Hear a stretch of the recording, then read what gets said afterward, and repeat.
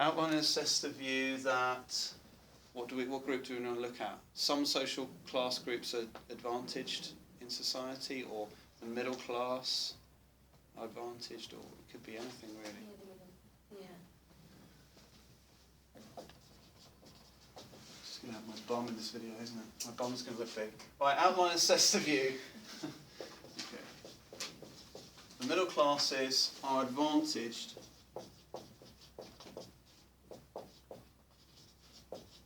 in the contemporary UK.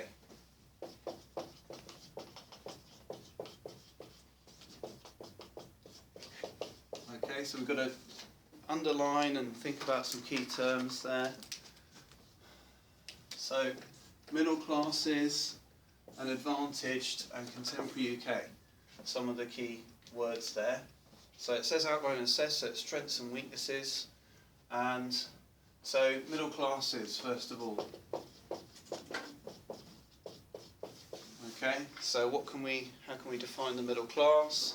So can we say in terms of norms and values, they're focused on the idea of prestige, based on a career. They're aspirational in their norms and values, so they seek to get on in life and improve their lot. So social mobility is their aim.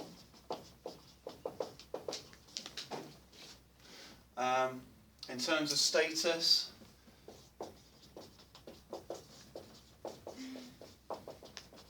professions, professional jobs. The roles, the duties, often based on non-manual work.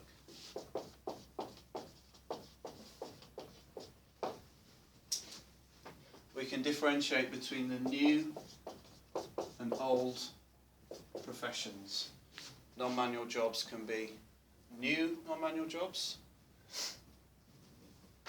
So social work, education are the new sectors, and the old sectors, medicine and law. Barristers and doctors and surgeons have more prestige in the middle class. Advantage and disadvantage, social advantage and disadvantage thesis is based on the concept that some groups are privileged,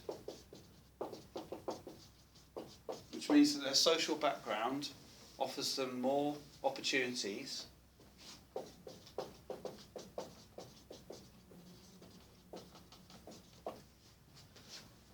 advantage and disadvantage. So some groups are disadvantaged, where due to the privilege and power and status of other groups, some groups have restricted access and less opportunities.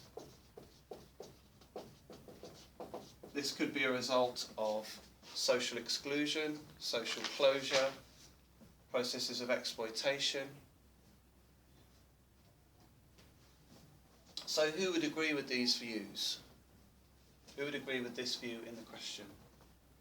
Marxists. The Marxists. So we'd map out the views in the debate in a short sentence where we don't really explain the views, we just say who would agree and who would disagree. So we'd say who would agree with the view would be Marxists. Who else would agree with the view in the question? Feminists as well. The feminists. Would Weberians be in agreement? The Weberians would definitely be in agreement too, yes. So remember, we've got the structure action debate. Within the structure views, you've got conflict views and you've got consensus views.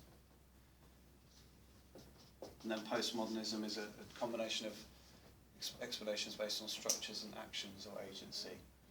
So the conflict views argue society is based on conflict between competing groups, where some groups gain and other groups lose at the expense of those powerful groups.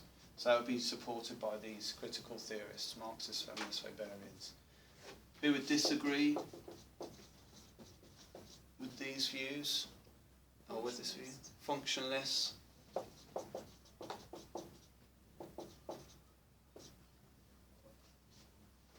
Anyone else that would disagree?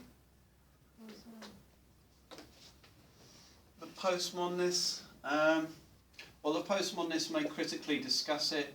It's more complex. It's not a straightforward process of advantage and disadvantage. So they would, broadly speaking, disagree, but different to the functionalists. And the new right as well would have another view about contemporary society. And then we can go into some different points and studies. So middle classes, so we could start with the Marxists.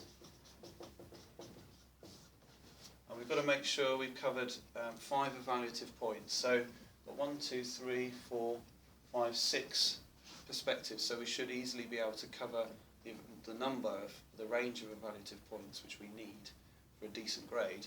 But we need to go into enough depth in the evaluation, so it's not just knowledge, to get the highest grade that we can get.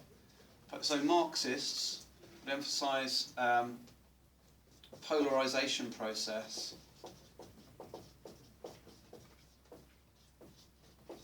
So they would assume, they would agree that middle classes are advantaged because they have superior status. However, they would also argue traditional Marxism says something's going to happen to the middle class. So in fact, it's not as simple as saying they're just advantaged. What will happen to the middle class? They're either going to go into the higher class or the lower class. Right, so there's going to be some social mobility. The middle class are likely to either experience upwards mobility into the upper class, aristocracy, or downwards mobility into the working class, or even the lumpen proletariat, the underclass. And so polarisation suggests that there will be mainly downwards mobility because the majority will move to the bottom and there'll be a small elite at the top. So that's what Marx predicted about society. We can then criticise that view. So we can say the middle class do exist, but then they'll disappear, according to Marxism. So disappear over time. But we can then criticise that point. Can you think of a problem with saying that the middle class will disappear over time? Is there any evidence against that view?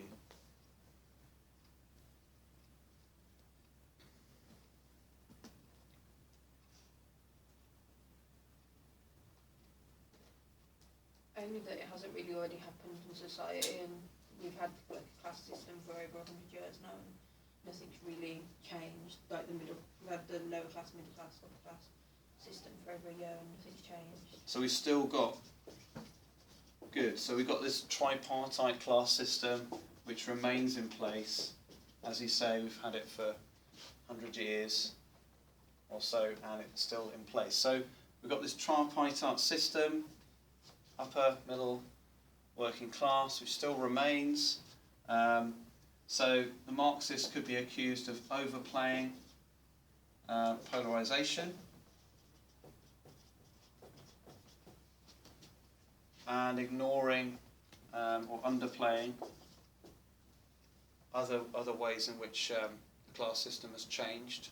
So they could be seen as underplaying continuities in the class system, which might be supported by functionalists, because they might say that there's still a class system and it's still alive and well and it's meritocratic.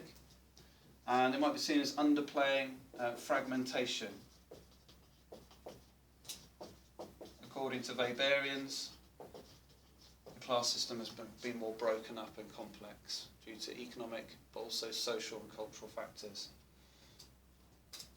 So the middle class are advantaged economically, but because the Marxists emphasise economic ownership, profit, exploitation, they're assuming that the middle class will disappear over time. But they're criticised for ignoring changes or continuities which don't fit in with polarisation. Then we could go into the neo-Marxist or Weberian perspective next. So let's go into the Weberian perspective. That's probably the strongest explanation of the middle class. So it's often seen as the strongest explanation of the middle class. Okay, so Weber is described as the ghost of Marx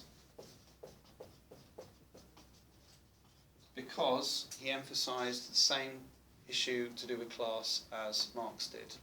What did he emphasise as important for providing social class status, which was shared with Marx? Materials, the way materials are distributed.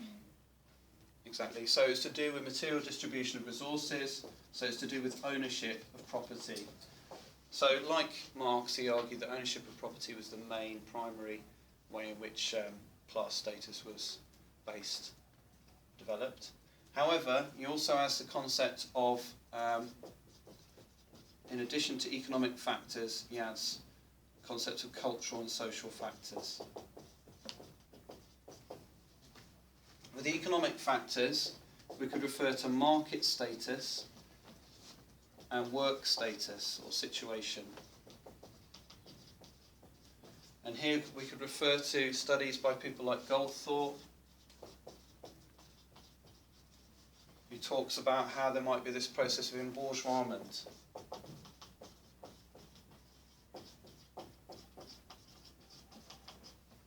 Okay, Kinzer, what's the embourgeoisment process?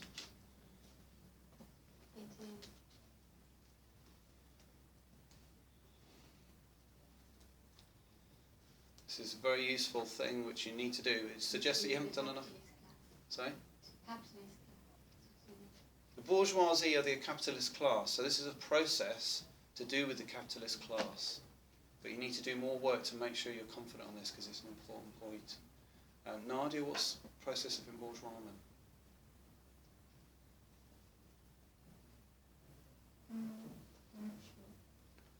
So again, that suggests you haven't done enough work to be confident with this, but based on your contributions in previous lessons, both of you should be able to do this. It's a process of taking on the characteristics of the bourgeoisie or middle class in terms of culture, values and beliefs. Perfect, yes. Yes, so who's that happening to? The middle class. The middle class are becoming like the bourgeoisie. Well, yes, the middle class share some of the characteristics of the bourgeoisie, of having some control, some influence, some wealth. But it's also something that was said to be happening to the middle class, so the working class were expanding into the middle class, moving up into the middle class, and the middle class was expanding. So it's the idea of a process of social mobility where the working class are moving into the middle class or upper class and becoming more like the middle or upper class.